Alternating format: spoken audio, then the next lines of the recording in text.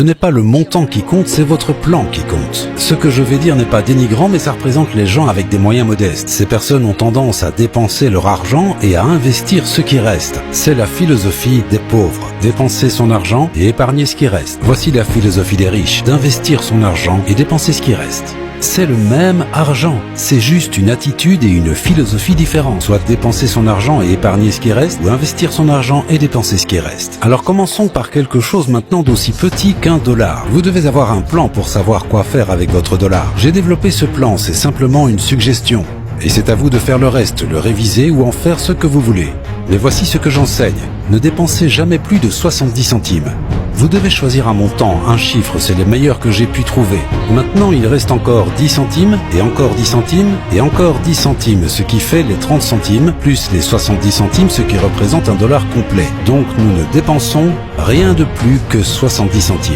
Que faisons-nous avec les 30 centimes restants? Voici les informations les plus importantes. 10 centimes sont pour une association caritative, pour une église, pour n'importe quel autre projet que vous voulez soutenir. Si vous donnez à une association ou à une église, vous devez les laisser vous faire visiter et vous montrer où part votre argent. D'accord? Si vous leur donnez de l'argent, laissez-les vous montrer comment vos 10 centimes sont utilisés. Parce que maintenant, ça vous procurera une grande joie de donner 10%. Vous vous direz, alors voilà ce qui a été fait, c'est utilisé de cette manière et voici ceux qui en ont bénéficié, ok?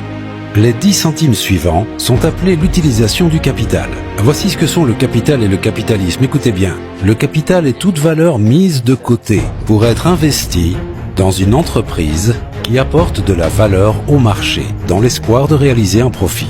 Le capital est la valeur que vous mettez de côté. Prendre ce capital et l'investir dans une entreprise afin qu'il rapporte de la valeur au marché, nous appelons ça le capitalisme. Eh bien, les agriculteurs le comprennent. Voici ce que sont les semences de maïs, c'est du capital. Les semences de maïs, c'est les graines que vous avez mises de côté pour être plantées dans le sol, arrosées en été, dans l'espoir d'avoir un profit et une récolte en automne. Donc l'agriculteur met de côté des graines de maïs. Question, laisserait-il sa famille les manger? Non, ces graines ne sont pas à manger. Elles doivent être investies dans le sol, même si c'est un risque. Arrosées en été, récoltées et multipliées en automne. Maintenant, il en va de même pour une partie de votre argent. Si vous mettez de côté, et je suggère qu'une partie de votre capital soit investie dans une entreprise pour générer du profit. Ça, c'est la clé. Donc 10 centimes pour générer un profit. Maintenant, il nous reste 10 centimes.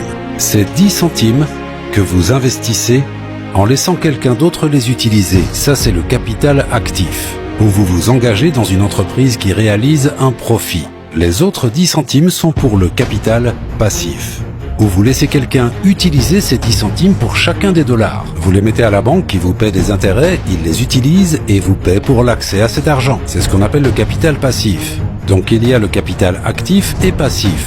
Peut-être que vous investissez dans une action, éventuellement si vous avez assez d'argent.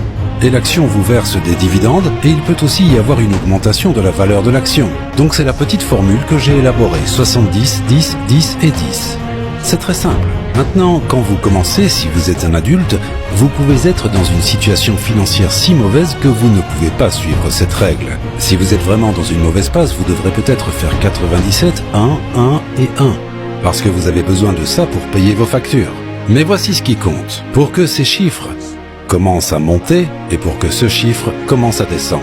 Si vous appliquez réellement ça, vous ne pouvez pas croire à quel point il est excitant de voir les chiffres changer. Si vous changez, que se passe-t-il? Tout va changer pour vous. Si vous commencez à changer, je vous dis, ces chiffres commenceront à changer. Et avant même que vous vous en rendiez compte, ces chiffres continueront de monter et monter jusqu'à ce que finalement vous puissiez atteindre 70, 10 et 10. Maintenant, lorsque vous gagnez beaucoup d'argent, ces chiffres doivent tous changer à nouveau. Vous savez, si vous faites fortune, vous ne pouvez pas dépenser 70%. Ce serait indécent. Je dépense probablement moins de 10% de mes revenus. Ainsi, ce chiffre, c'est là où j'ai commencé, 97, 1, 1, 1, pour finalement arriver à 70, 10 et 10. Mais maintenant, avec le temps qui a passé et l'augmentation de ma fortune, ces 70% sont devenus 10%. Et donc, vous pouvez imaginer, si les 70% sont descendus à 10, ce que ces chiffres sont devenus. Ces pourcentages ont maintenant explosé. Rappelez-vous de ça, c'est votre vie, c'est votre avenir et c'est vos finances. Ceci n'est qu'une suggestion de plan. Vous pouvez le détruire et en développer un autre. Je suis juste ici pour vous inspirer.